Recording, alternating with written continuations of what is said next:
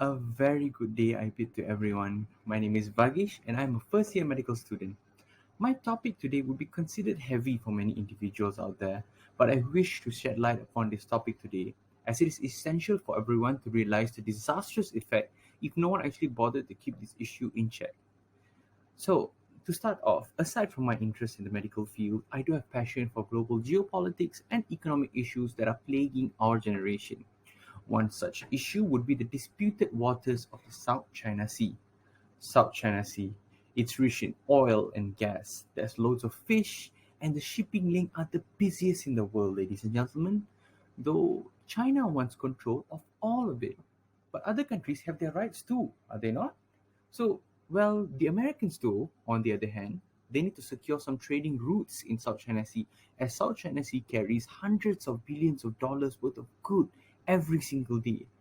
So, what's actually behind China's claim over these territory waters, and Why wouldn't it share? And is there a possibility of warfare in any chance?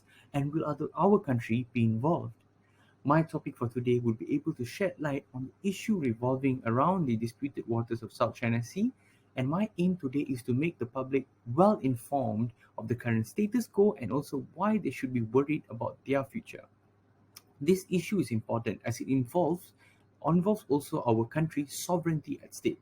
It is relevant and more than ever during this global pandemic as threats has been received from all sides of the disputed territory. Recently, Chinese Coast Guard ships have regularly entered Malaysian waters, while militants may have come into the country through the east coast despite being securely guarded throughout the pandemic. So, even though there was a pandemic throughout 2020 2021, this issue has still been plaguing our country in the sidelines and has been jeopardizing our sovereignty in the process. So, it is important for us to be well aware of the stakes of this issue. So, shall we start moving to our topic for today? Let's get it. Well, let us start off with the timeline of the South China Sea issue.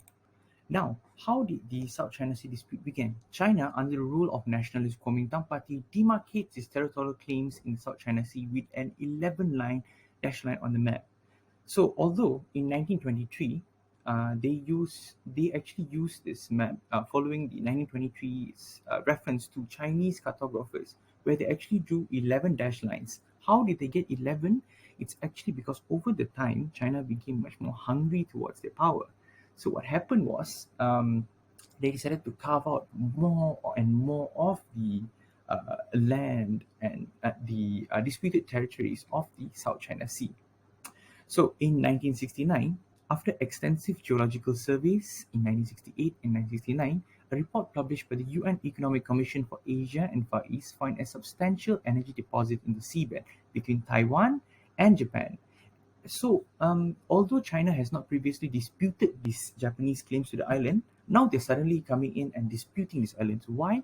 It's because they knew that there are hidden treasures, which is actually an oil rig. I mean, actually an oil seabed. So they're able to exploit this oil for their own personal use.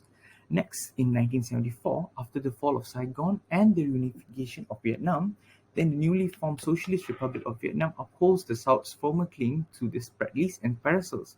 But to this day, China maintains around 1,000 troops in the Paracels and the Spratly Islands. Why? Because it wants to show off that it has a very capable military strength and is avoiding any claims from Vietnam regarding those islands.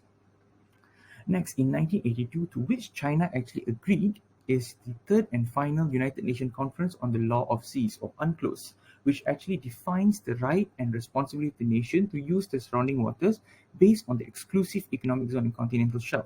So in this UNCLOS, what happened was, even China actually agreed to this, where all countries will get almost 200 nautical miles of their ocean from their coast. So 200 nautical miles belongs to them. So whatever activities such as fishing, you can find for natural oil and natural gases. So all of these treasures actually belong to that country.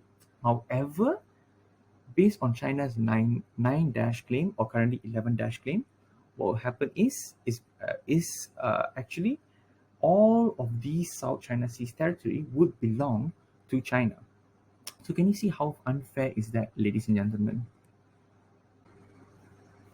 All right, let us move on to the claims that are asserted by China against the dispute, shall we? So, firstly, China says it has sovereignty over virtually all the South China Sea islands, including the adjacent waters, such as the Spratly Islands. So, these are islands that are in the middle of the South China Sea. So, they claim that they have claim for the although it's beyond 200 nautical miles of mainland China. Next, the issued map that had what has been called the Nine Dash Line that swoops down past Vietnam, the Philippines, and towards Indonesia, encompassing virtually all of South China Sea. Basically, the claim is saying all of South China Sea belongs to China. That's really unfair, ladies and gentlemen. And then China claims says that its claims won't hinder commercial vessels from passing through what is one of the most important shipping routes. So they claim that they don't want to do so, but they do very heavy military exercises in that area, which in turn actually being a barrier towards all of these commercial vessels. And they actually never really clearly explain what the Nine Dash Line represents. It's just a representation of their so-called historical and legal claim.